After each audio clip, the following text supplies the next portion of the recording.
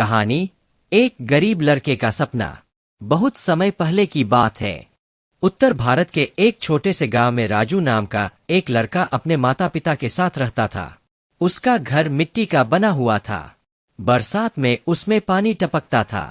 उसके पिता लकड़ी काटने का काम करते थे और माँ गांव के घरों में बर्तन मांजती थी। राजू बहुत गरीब था, लेकिन उसके मन में एक बड़ा सपना था। वह पढ़ लिख कर टीचर बनना चाहता था। गांव के सरकारी स्कूल में वह पढ़ाई करता था। उसके पास किताबें खरीदने तक के पैसे नहीं थे।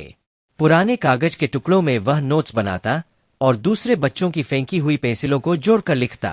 गांव के बच्चे अक्सर उसे चिढ़ाते, राजू तू क्या मास्टर बनेगा, तेरे बाप के पास तो 2 वक्त की रोटी नहीं।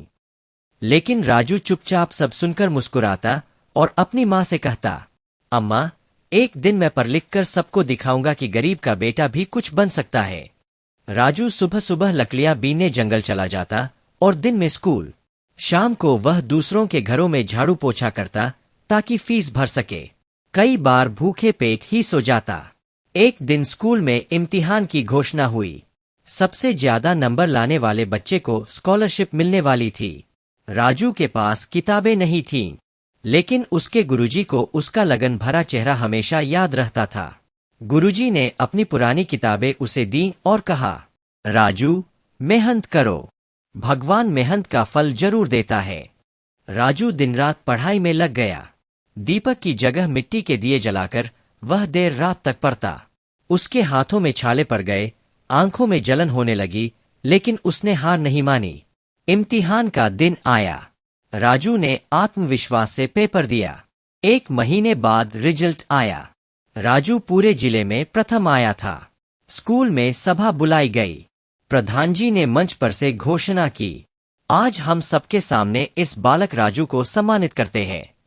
यह हमारे गांव का पहला बच्चा है जिसे राज्य सरकार की स्कॉलरशिप मिली है। अब इसकी पढ़ाई का सारा खर्च सरकार उठाएगी।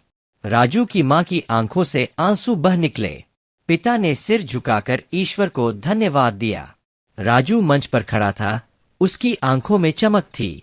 उसने माइक पर जाकर कहा, आज मेरा सपना पूरा होने की शुरुआत हुई है।